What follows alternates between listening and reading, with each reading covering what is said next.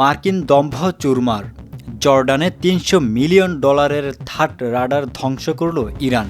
3টি দেশে মার্কিন রাডার লক্ষ্য করে হামলা। মধ্যপ্রাচ্যের রণক্ষেত্রে এক অভাবনীয় মোড়।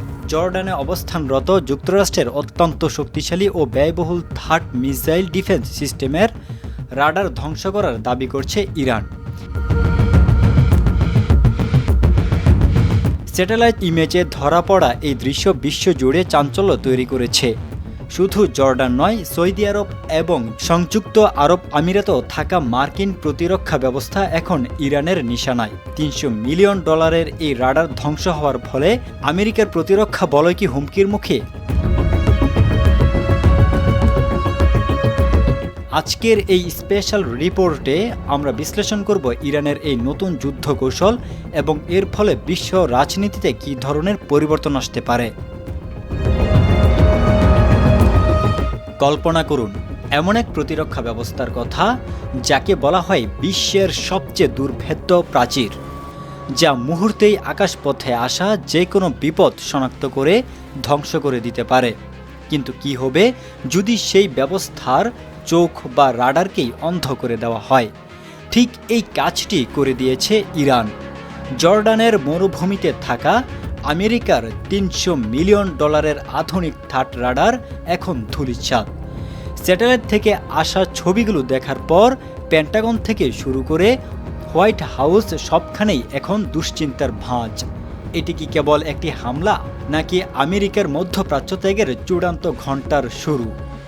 মধ্যপ্রাচ্যের ভূ রাজনীতিতে বর্তমানে চলছে এক চরম উত্তেজনাপূর্ণ সময়। একদিকে অত্যাধুনিক মরণাস্ত্র আর প্রযুক্তি নিয়ে দাঁড়িয়ে আছে বিশ্বের সবচেয়ে বড় সামরিক শক্তি মার্কিন যুক্তরাষ্ট্র ও তাদের মিত্র ইসরায়েল। অন্যদিকে সীমিত সম্পদ কিন্তু অসাধারণ যুদ্ধ কৌশল নিয়ে পাল্টা আঘাত হানছে ইরান। সম্প্রতি স্যাটেলাইট চিত্রে এমন কিছু প্রমাণ উঠে এসেছে যা আমেরিকার সামরিক সক্ষমতার উপর বড় ধরনের প্রশ্নচিহ্ন এঁকে দিয়েছে।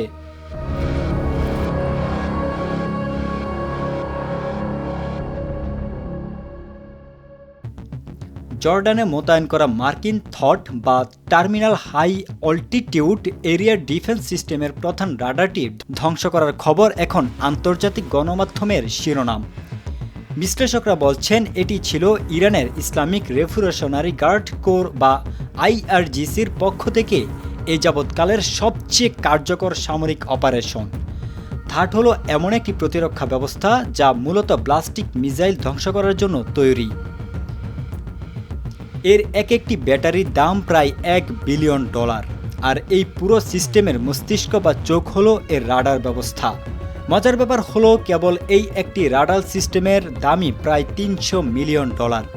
ইরান খুব সুনিপুণভাবে এই দামি যন্ত্রটিকে টার্গেট করেছে, কারণ রাডার ছাড়া থার্ড সিস্টেমের বাকি অংশগুলো কেবল লোহার স্তূপ ছাড়া আর কিছুই নয়।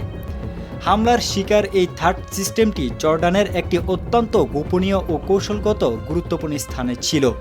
এর কাজ ছিল ইরান থেকে আসা যে কোনো ক্ষেপণাস্ত্র বা ড্রোন শনাক্ত করে সেগুলোকে মাঝ পথেই ধ্বংস করে দেওয়া। কিন্তু ইরানের গোয়েন্দা এবং ড্রোন ইউনিট সম্ভবত এই সিস্টেমের এমন কোনো দুর্বলতা খুঁজে বের করেছে যা আগে থেকেই কেউ কল্পনাও করতে পারেনি। ভিডিওর তথ্য অনুযায়ী ইরানের এই আগ্রাসনী নীতি কেবল জর্ডানেই সীমাবদ্ধ নেই।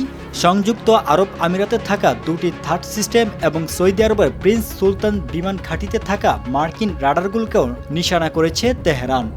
CNN এর বিশ্লেষণ বলছে সংযুক্ত আরব আমিরাতে অন্তত 2টি জায়গায় একই ধরনের রাডার লক্ষ্য করে ইরান ক্ষেপণাস্ত্র ছুড়েছে।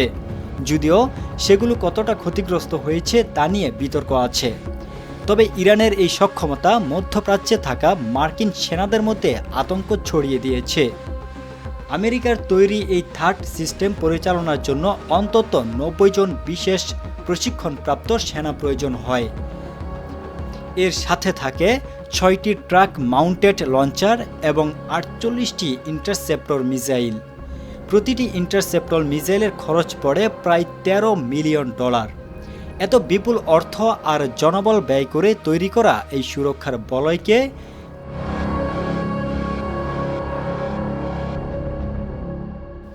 ইরান যেভাবে তুড়ি মেরে উড়িয়ে দিয়েছে তা সামরিক বিশ্বের প্রচলিত ধারণাকে বদলে দিচ্ছে।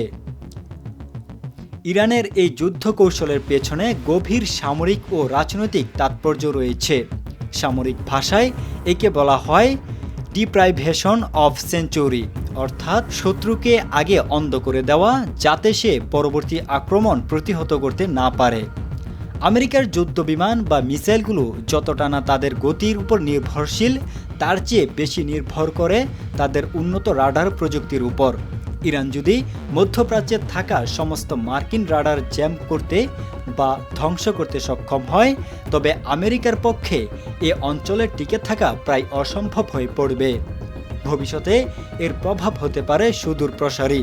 প্রথমত, সৌদি আরব বা সংযুক্ত আরব আমিরাতের মতো দেশগুলো যারা বিলিয়ন বিলিয়ন ডলার ব্যয় করে আমেরিকার কাছ থেকে প্রায় সব প্রতিরক্ষা ব্যবস্থা কেনে, তাদের মধ্যে আস্থার সংকট তৈরি হবে। তারা ভাবতে শুরু করবে, যদি আমেরিকার নিজস্ব রাডারই সুরক্ষিত না থাকে তবে তারা কিভাবে অন্য দেশকে সুরক্ষা দেবে। দ্বিতীয়ত, এর ফলে এ অঞ্চলে ইরানের প্রক্সি গ্রুপগুলো আরও শক্তিশালী হয়ে উঠবে। যদি মূল মার্কিন ডিফেন্স লাইন ভেঙে পড়ে, তবে হিজবুল্লাহ বা ইহুদিদের ড্রোন হামলা ঠেকানো আমেরিকার জন্য প্রায় অসম্ভব হয়ে পড়বে।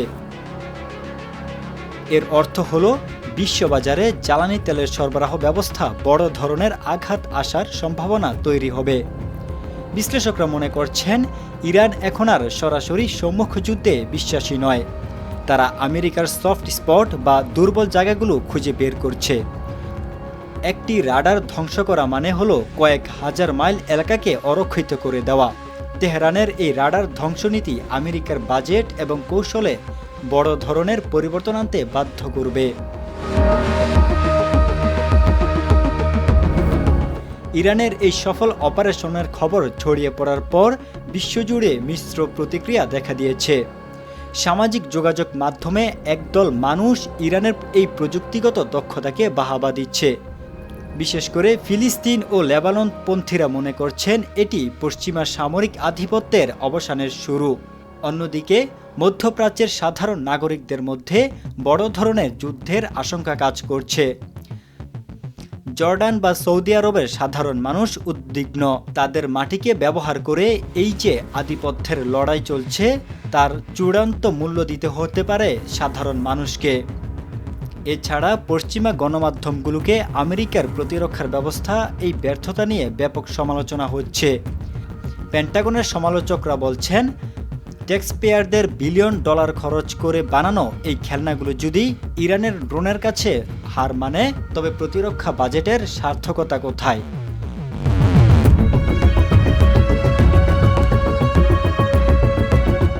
পরিশেষে বলা যায়, জর্ডানের আকাশ ও মরুভূমিতে যে ধ্বংসযজ্ঞের চিহ্ন দেখা যাচ্ছে তা কেবল একটি রাডার ধ্বংসের খবর নয়, এটি সম্ভবত বদলে যাওয়া বিশ্ব ব্যবস্থার এক নতুন বার্তা। ইরান প্রমাণ করে দিয়েছে যে বিশাল সামরিক বাজেট আর উন্নত প্রযুক্তির চেয়ে সঠিক সময়ে সঠিক কৌশল প্রয়োগ করা অনেক বেশি কার্যকর। আমেরিকা কি পারবে তাদের এই অন্ধ হয়ে যাওয়ার প্রতিরক্ষা ব্যবস্থাকে আবার সচল করতে? নাকি মধ্যপ্রাচ্যের আকাশে ইরানের ড্রোন ও ক্ষেপণাস্ত্রগুলোই এখন থেকে ছড়ি ঘোরাবে? উত্তর যাই হোক না কেন, এটুকু নিশ্চিত যে মার্কিন সামরিক শক্তির যে অজয় ভাবমূর্তি এতদিন ছিল, তাতে বড় ধরনের ফাটল ধরেছে। সামনের দিনগুলোতে তেহরান আর ওয়াশিংটনের এই ইঁদুর বেড়াল লড়াই কোন দিকে মোড় নেয়, সেদিকেই তাকিয়ে থাকবে পুরো বিশ্ব। সত্য এটাই যে আধুনিক যুদ্ধে এখন আর বড় হওয়াটা মূল কথা নয়, কে বেশি চালাক আর নির্ভুল তা দিয়েই নির্ধারিত হবে জয়ের শেষ হাসি।